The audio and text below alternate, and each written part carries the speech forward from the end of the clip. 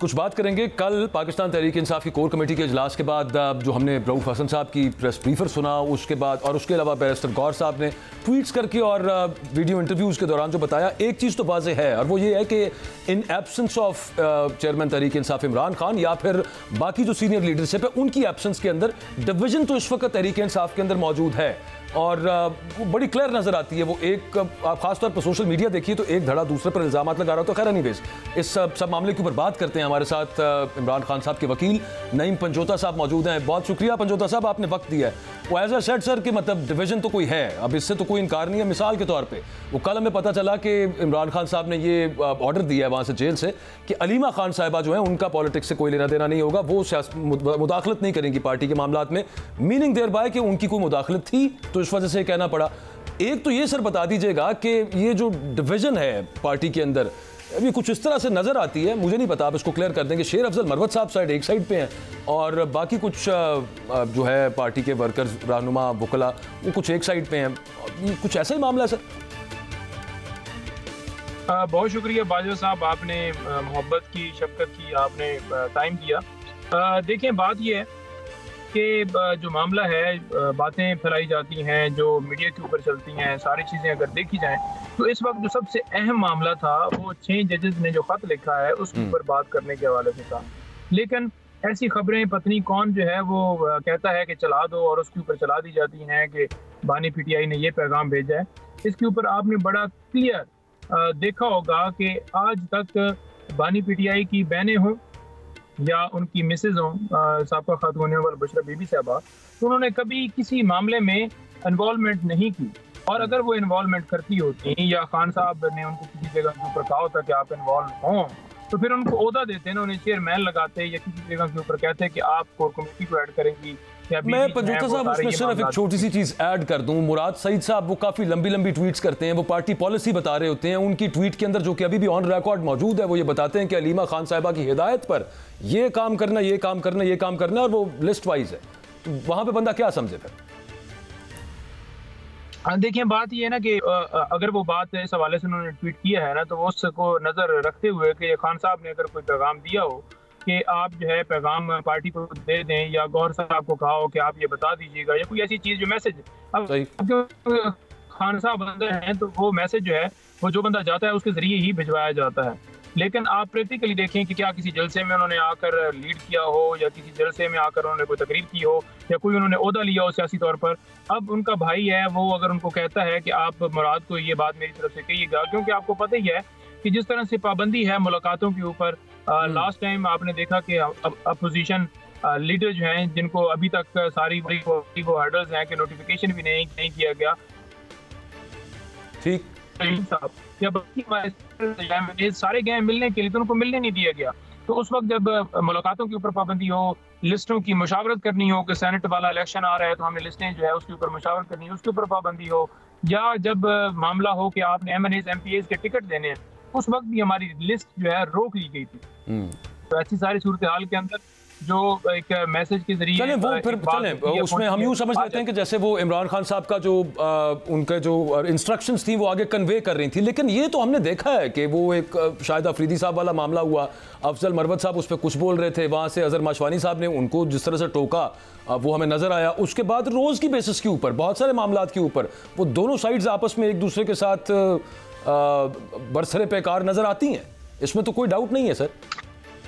तो देखिए हम तो खड़े हैं पार्टी पॉलिसी के साथ, और अगर किसी की स्टेटमेंट आती है और उसके ऊपर शेर अफजल भाई या कोई बंदा भी ये कहता है कि मेरी अपनी पर्सनल जो है वो उसके अंदर राय है, तो मैं ये समझता हूँ कि जो जब आप किसी पार्टी के साथ होते हैं तो फिर उस पार्टी की राय के मुताबिक, उसके डिसीजन के मुताबिक खड़ा होना होता है और उसके मुताबिक ही खड़ा हो तो वो बेहतर है। पर्सनल ओपिनियन की हद तक हर बंदे की एक माइंड है, एक सोच है, वो समझते हैं कि मैं पर्सनल ओपिनियन दे सकता हूँ, वो उनका अपना एक नुक्ता नज़र है। लेकिन मेरा नुक्ता नज़र ये है कि मैं समझता हूँ कि जो पार्टी की पॉलिसी हो या जो खान साहब की डायरेक्शंस हो उसके मुताबिक चला जाए, वो ही सबसे। और वो फिर वो सुना ना कि वो 3 फोकल पर्सन्स भी अब खान साहब ने नामजद कर दिए। एक बड़ी इंपॉर्टेंट चीज़ है नईम पंजोता साहब, और वो अक्सर जहन के अंदर ये आती है, ये कल रात को आपने भी देखा है वो मामला, ये लाहौर से मोहम्मद मदनी साहब, उनको टिकट नहीं था मिल रहा, किसी और को मिल रहा था, और उनके बारे में कहा जा रहा था कि ये फलां साहब के जो है ना वो करीबी हैं, और वो जो भी मामला हुआ है, इस तरह का एक शायबा गुजरना और इस तरह का मामला बनना कि यार पीछे से खान साहब किसी का कह के भेजते हैं और आगे किसी और को टिकट अलॉट हो जाता है। वो एक अफजल ढांडला साहब वाला मामला हुआ, ये मदनी साहब वाला मामला हुआ, उसके अलावा ये कहा गया कि बहुत सारी जो इंस्ट्रक्शंस आती हैं वो आगे पहुंचती नहीं है लोगों तक। ये क्या मामला चल रहा है? कौन चेंज करता है वैसे टिकटें शिकटें? देखिए, मामला जो चल रहा है ना, वो सारा इस बात के ऊपर आता है, जिधर से भी आप घुमा कर लेकर आए, वो मुलाकातों के ऊपर आता है। अच्छा। जब मुलाकात के ऊपर पाबंदी होगी, जब मैक्सिमम लोगों को मिलने नहीं दिया जाएगा, पॉलिटिकल लीडरशिप को मिलने नहीं दिया जाएगा, एक आध बंदे के जरिए मैसेज भिजवाया गया। फॉर एग्जाम्पल, अब मैं हूँ, मुझे हल्कों का नहीं पता पाकिस्तान के कौन कौन से हल्के के अंदर कितने उम्मीदवार हैं और उसके ऊपर कौन मजबूत उम्मीदवार 10 यहाँ पर कौन होता है। मैं सरगोदा के बारे में बता सकता हूँ, यहाँ की तंजीम का जो सरबराह होगा वो सरगोदा के बारे में बता सकता है। वो ये तो नहीं बता सकता कि सिंध के अंदर जो कराची है, कराची में ये उम्मीदवार हमारा मजबूत है।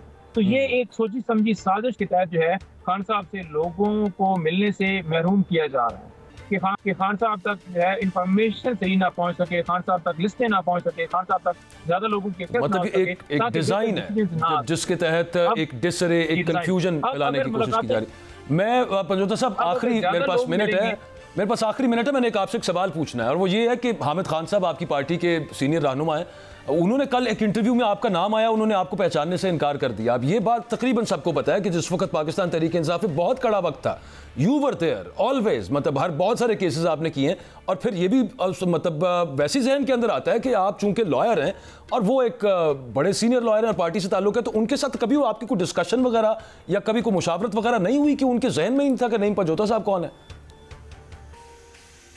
नहीं, बड़ी अच्छी तरह से जानते हैं। असल में उनको जो ट्वीट है मेरा, ये जो मेरी बात है, वो शायद बुरी लगी जिसकी वजह से उन्होंने ऐसा कहा। और ये बात जो है हकीकत है और मैं इस बात के ऊपर कायम हूँ, डटा हूँ। और हामिद खान साहब से मैंने कुछ दिन पहले भी गुजारिश ये की थी कि आप ऐसा करें कि जो है जो हमारी मूवमेंट है, रॉयल मूवमेंट है, उसको लीड करें। ये आपने अच्छा किया बता दिया कि वो एक्चुअली उन्होंने गुस्से का इजहार किया है कि मैं नहीं जानता कौन है नहीं पंजोता साहब। वो एज अ सेट सर कि मतलब डिवीजन तो कोई है, अब इससे तो कोई इनकार नहीं है। मिसाल के तौर पे वो कल हमें पता चला कि इमरान खान साहब ने ये ऑर्डर दिया है वहाँ से जेल से कि अलीमा खान साहिबा जो है उनका पॉलिटिक्स से कोई लेना देना नहीं होगा, वो मुदाखलत नहीं करेंगी पार्टी के मामलात में। मीनिंग देयर बाय कि उनकी कोई मुदाखलत थी तो इस वजह से कहना पड़ा। एक तो ये सर बता दीजिएगा कि ये जो डिवीजन है पार्टी के अंदर अभी कुछ इस तरह से नजर आती है, मुझे नहीं पता, आप इसको क्लियर कर देंगे। शेर अफजल मरवत साहब साइड एक साइड पे हैं और बाकी कुछ जो है पार्टी के वर्कर्स, रहनुमा, वकला, वो कुछ एक साइड पे हैं। ये कुछ ऐसा ही मामला है सर? बहुत शुक्रिया बाजवा साहब, आपने मोहब्बत की, शफकत की आपने टाइम दिया। देखिए, बात ये है कि जो मामला है, बातें फैलाई जाती हैं जो मीडिया के ऊपर चलती हैं, सारी चीज़ें अगर देखी जाएं तो इस वक्त जो सबसे अहम मामला था वो 6 जजेस ने जो खत लिखा है उसके ऊपर बात करने के हवाले से था। लेकिन ऐसी खबरें पत्नी कौन जो है वो कहता है कि चला दो और उसके ऊपर चला दी जाती हैं कि बानी पीटीआई ने ये पैगाम भेजा है। इसके ऊपर आपने बड़ा क्लियर देखा होगा कि आज तक बानी पीटीआई की बहनें हों या उनकी मिसेज हों, साबका खातून बुशरा बीबी साहबा, तो उन्होंने कभी किसी मामले में इन्वॉल्वमेंट नहीं की। और अगर वो इन्वॉल्वमेंट करती होती या खान साहब ने उनको किसी जगह के ऊपर कहा होता कि आप इन्वॉल्व हों, तो फिर उनको ओहदा देते ना, उन्हें चेयरमैन लगाते या किसी जगह के ऊपर कहते कि आप कोर कमेटी को ऐड करेंगी